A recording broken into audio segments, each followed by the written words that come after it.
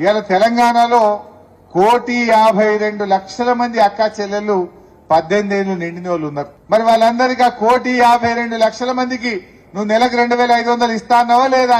గది ఇయ్యాలి కదా. మరి గది ఇయ్యమంటాగో హరీష్ రావు నన్ను అడుగుతావా అంటుడు. మరి నువ్వే అన్నావు ఇస్తా అన్నావు కనుకనే ఇవ్వమంటున్నా. నీ 100 రోజులు ఎప్పటిలోగా అవుతుంది? మార్చి 17వ తారీఖు వరకు 100 రోజులు అవుతున్నది. ఏప్రిల్ మొదటి వారంలో ఓట్లుంటాయి.